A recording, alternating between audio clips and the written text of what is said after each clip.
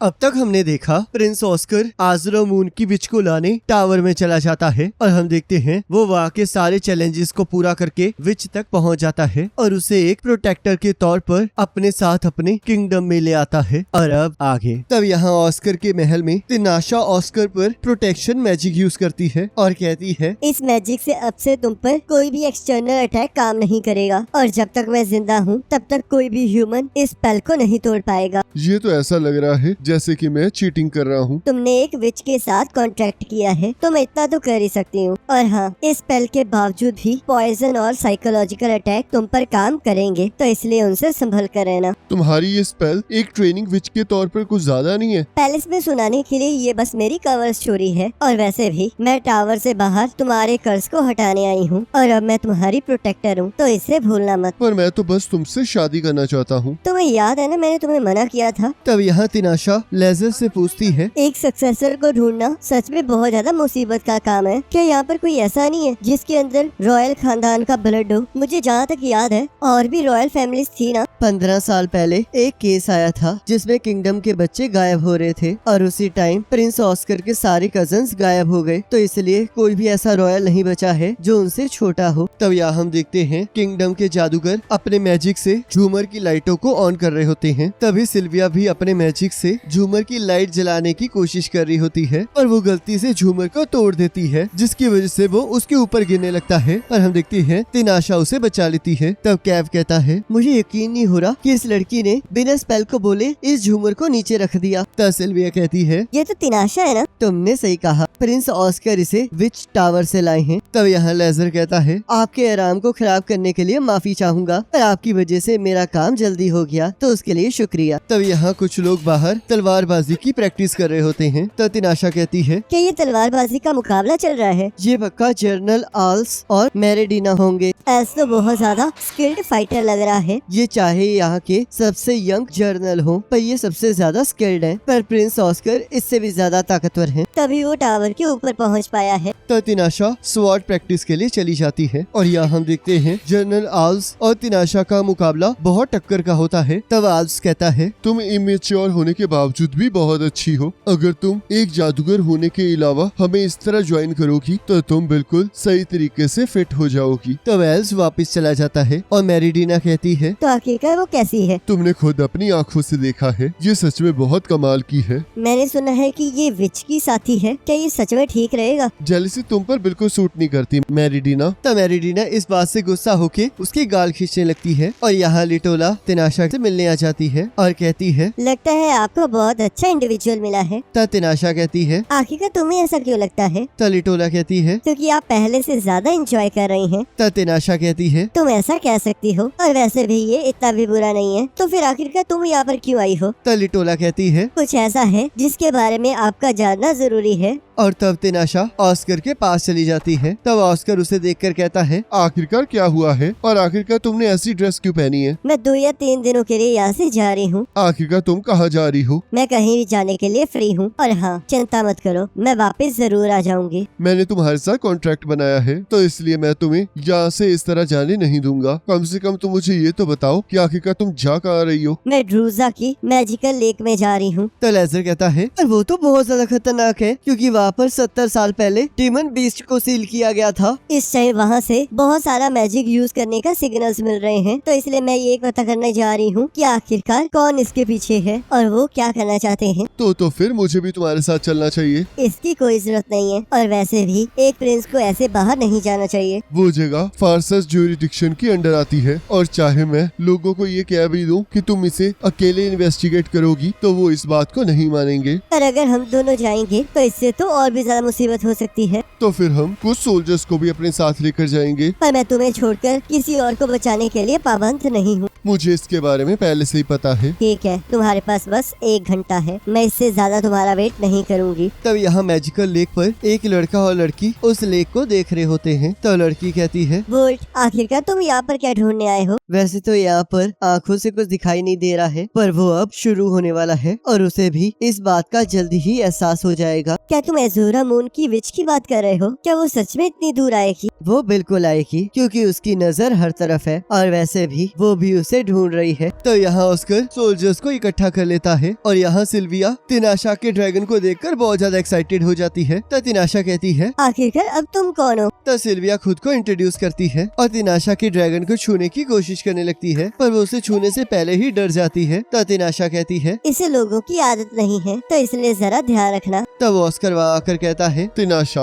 आखिरकार अब ये क्या है? अगर मैं अकेले जाती तो मैं इसके ऊपर उड़कर जाने वाली थी। पर ये तो बहुत छोटा है। मुझे तो ये समझ नहीं आ रहा कि तुम इसके ऊपर उड़कर कैसे जाती। सभी लोग जरा ध्यान से सुनो। हम लोग ब्रूजा की मैजिकल लेक का सर्वे करने जा रहे हैं और मुझे नहीं पता कि हमें वहाँ पर क्या मिलेगा, तो जरा ध्यान से। और हाँ, कोई भी तिनाशा के ऑर्डर्स के अगेंस्ट कोई काम नहीं करेगा। क्या ये कहना सही रहेगा? तब ऑस्कर हाँ कहता है। तुम सच में बहुत अजीब इंसान हो। चिंता मत करो, मैं सब कुछ संभाल लूंगा। तो चलो अब चले। तभी तिनाशा को फ्लैशबैक याद आता है जहाँ यही सेम चीज किसी ने उसे कही होती है और वो सोचती है, ये सारी यादें अब हवा की तरह हैं और इस टाइम तो उनमें से कोई भी जिंदा नहीं है। जिस भी चीज को मैं जानती हूँ उन सब ने मुझे पीछे छोड़ दिया है, पर फिर भी मैं सेम ही जगह पर हूँ और यही वो रास्ता है जो मैंने अपने लिए चूज किया है। तो वो लोग वहाँ से ट्रांसपोर्ट होके बॉर्डर पर चले जाते हैं। तब तिनाशा हमें बताती है, 70 साल पहले पड़ोसी देश ग्रूजा ने फारसास पर हमला कर दिया था, पर फारसास ने अपनी आर्मी से उन लोगों को पीछे धकेल दिया, जिसके बाद रूसा ने अपना सबसे ज्यादा ताकतवर मैजिक वेपन यूज किया जो कि एक डेमन बीस्ट था, पर वो बीस्ट पूरी तरह उनके कंट्रोल में नहीं आया, जिस वजह से वो आजाद हो गया और फिर उसने चारों तरफ तबाही मचा दी। पर एजोरा मून के विच ने उसे सेल कर लिया, पर उसकी वजह से यहाँ की धरती जहरीली हो गई, जिस वजह से यहाँ पर कोई भी जिंदगी नहीं बची। तो यहाँ ऑस्कर कहता है, यहाँ का नजारा तो सच में खतरनाक है। ऐसा लग रहा है जैसे कोई डरावना सपना सच हो गया हो। तो क्या ये वो जगह है जहाँ पर उस डीमन बीस्ट को कैद करके रखा गया है? वो सच में बहुत ज्यादा ताकतवर अपोनेंट था और क्योंकि यहाँ पर बहुत सारे ह्यूमंस थे तो मुझे उसे सील ही करना पड़ा, पर अगर मैंने उससे लड़ाई की होती तो उसका नतीजा बहुत ज्यादा खतरनाक होता। तभी तिनाशा को कुछ फील होता है और वो कहती है, मुझे पता है कि तुम यहाँ हो, तो इसलिए जल्दी से सामने आ जाओ। तब वहाँ पर द्रुजा का एक जादूगर आ जाता है और वो कहता है, तुमसे दोबारा मिलकर अच्छा लगा। मुझे तो लगा ही नहीं था कि मैं तुमसे कभी मिल पाऊंगा। तुम्हें तो देखकर ऐसा लग रहा है जैसे कि मैं 70 साल पहले पहुंच गया हूँ। तो फिर तुम कैसी हो एजोरा मून की विच? जिसे सुनकर सभी लोग हैरान हो जाते हैं। तब तिनाशा कहती है, तुम तो सच में बहुत ज्यादा बूढ़े हो गए हो। जब मैंने तुम्हें पहले देखा था तब तो तुम बच्चे ही थे।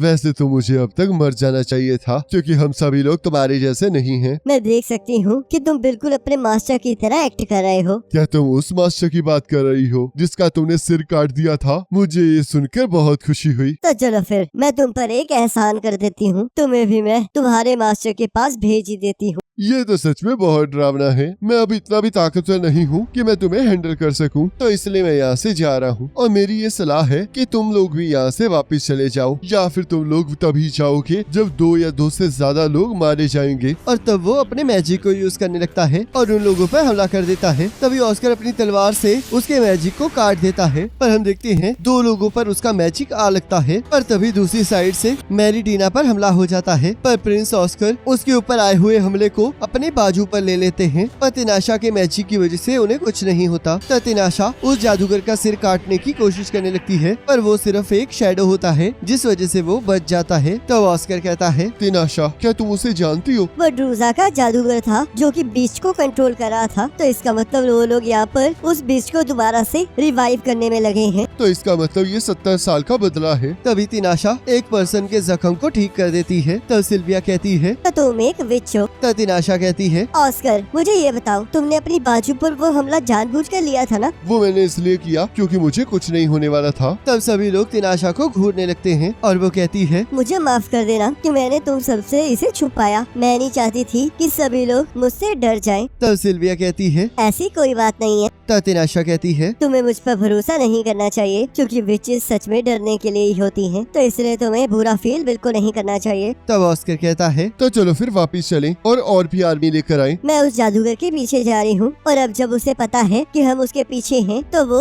उस सील को जल्द से जल्द तोड़ने की कोशिश करेंगे। तो तिनाशा वहाँ से उड़ने लगती है, पर ऑस्कर उसे पकड़कर कहता है, मैं भी तुम्हारे साथ चलूंगा। मुझे पता है कि तुम कैपेबल हो, पर अगर तुम्हें किंग बनना है तो तुम्हें सोच समझकर फैसले लेने होंगे। मैं ये ये बात समझता हूँ, पर इस टाइम मेरा ऐसा सोचना जरूरी नहीं है। मैं नहीं चाहता कि तुम मेरे लिए ये सारे काम करो। तुम इसी वजह से तो मुझे टावर से बाहर लाए हो। ऐसा कुछ नहीं है, और वैसे भी इनका टारगेट पारसास है, तो इसलिए मैं तुम्हें इनसे लड़ने अकेले नहीं दे सकता। तुम सच में बहुत जिद्दी हो। हमारा कॉन्ट्रैक्ट 1 साल का है, तो इसलिए मुझे तब तक तुम्हारी प्रॉब्लम्स को ठीक करने दो। और वैसे भी हम लोग एक कॉन्ट्रैक्ट से जुड़े हुए हैं, और जब तक मैं तुम्हारी प्रोटेक्टर हूँ तब तक मैं तुम्हारे पास हमेशा वापस आती रहूंगी। और हाँ, मैं तुमसे पहले बिल्कुल नहीं मरने वाली। तब ऑस्कर उसे जाने की परमिशन दे देता है। तो तिनाशा अपने ड्रैगन को बड़ा कर लेती है और ऑस्कर कहता है, तिनाशा, जब तुम वापिस आओगी तब हम शादी कर लेंगे। ऐसा कभी नहीं होने वाला, तो इसलिए वहम पालना बंद करो। और वहाँ से चली जाती है। तब यहाँ वो जादूगर अपने साथियों को उस स्पेल को जल्दी से जल्दी परफॉर्म करने के लिए कहता है, पर उसका एक साथी कहता है, पर अभी तक हमारी कंट्रोल स्पेल पूरी नहीं हुई है। मुझे इससे कोई फर्क नहीं पड़ता। उस विच ने हमें ढूंढ लिया है, तो इसलिए हमें इस बीस्ट की सील को जल्द से जल्द तोड़ना होगा। और तब वो सभी लोग उस सील को तोड़ने में लग जाते हैं। तब वो जादूगर कहता है, अभी भी ज्यादा देर नहीं हुई है। मैं इस डीमन बीस्ट की मदद से ब्रूजा की पावर को दोबारा से रिस्टोर करूंगा। अब मैं इतनी दूर आकर इतनी आसानी से हार नहीं मान सकता। पर तभी तिनाशा वहाँ आ जाती है और एक को छोड़कर सभी को मार देती है। तब वो पर्सन बहुत ज्यादा डर रहा होता है और तिनाशा कहती है, लगता है एक बच गया है, पर आखिरकार तुम्हें क्या हुआ है? तुम तो इस सील को तोड़ने वाले थे ना, तो चलो फिर मैं ही इसे तोड़ देती हूँ। और तब तिनाशा उस मैजिक बीस्ट को आजाद कर देती है और बाहर जाकर अपने ड्रैगन को छुपने के लिए कहती है। तब वो डीमन बीस्ट भी बाहर आ जाता है और तिनाशा कहती है, अब 70 साल बीत चुके हैं, तो क्या तुम्हारी नींद अच्छी रही?